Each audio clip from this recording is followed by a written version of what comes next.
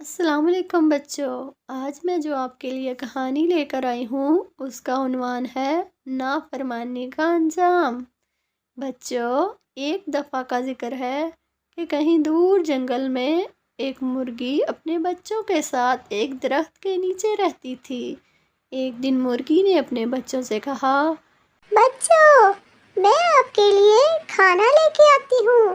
تم میں سے کوئی بھی باہر نہ نکلنا جب تک میں گھر واپس نہ آ جاؤں۔ سب بچوں نے کہا، جی امی جان۔ یہ کہہ کر مرغی وہاں سے روانہ ہو گئی۔ مرغی کے جاتے ہی مرغی کے بچوں نے کہا، آؤ ہم باہر کھیلتے ہیں۔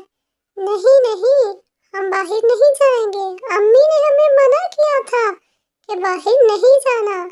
چلو آؤ نا، کچھ دیر کے لیے چلے جاتے ہیں، کوئی بات نہیں، امی کے آنے سے پہلے ہی ہم لوٹ آئیں گے۔ چلو چلتے ہیں۔ یہ کہہ کر وہ سب باہر جنگل میں چلے گئے اور وہ گھومنے پھرنے اور کھیلنے میں اتنا مصروف ہو گئے کہ ان کو گھر جانے کا یاد ہی نہ رہا۔ ایک بلی دور کھڑی یہ سارا منظر دیکھ رہی تھی۔ اس نے دیکھا کہ مرغی کے بچے تو کھیلنے میں مصروف ہیں، لہٰذا یہی وقت ہے کہ میں ان پر حملہ کر دوں۔ بلی دل ہی دل میں بہت خوش ہوئی۔ بلی نے اچانک موقع دیکھ کر پیچھے سے ان پر حملہ کر دیا اور یوں ایک ایک کر کے مرغی کے سارے بچوں کو کھا لیا۔